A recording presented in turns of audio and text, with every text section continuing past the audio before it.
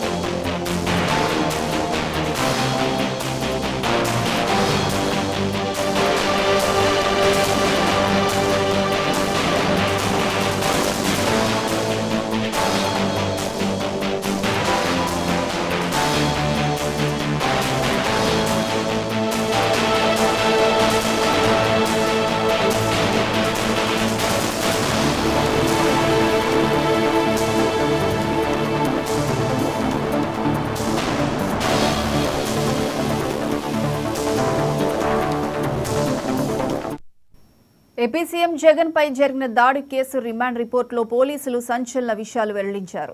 జగన్ హత్యకు కుట్ర పన్నారని, చంపాలనే ఉద్దేశంతోనే నిందితుడు వేముల సతీష్ పదునైన రాయితో దాడి చేశారని పేర్కొన్నారు. అదృష్టవశాత్తు సీఎంకు పెద్ద గాయం కాలేదని తెలిపారు. కాల్ డేటా, సీసీ ఫుటేజ్ ఆధారాలతో ఈ నెల 17న నిందితుడిని అరెస్ట్ చేశామని వెల్లడించారు.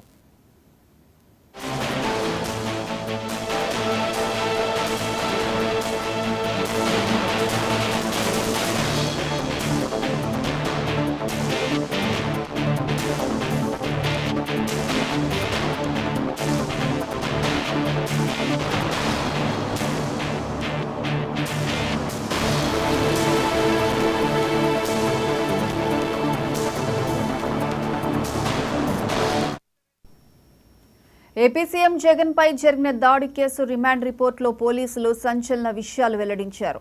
జగన్ హత్యకు కుట్ర పన్నారని, చంపాలనే ఉద్దేశంతోనే నిందితుడు వేముల సతీష్ పదునైన రాయితో దాడి చేశాడని పేర్కొన్నారు. అదృష్టవశాత్తు సీఎంకు పెద్ద గాయం కాలేదని తెలిపారు. కాల్ డేటా, సీసీ ఫుటేజ్ ఆధారాలతో ఈ నెల 17న నిందితుడిని అరెస్ట్ చేశామని వెల్లడించారు.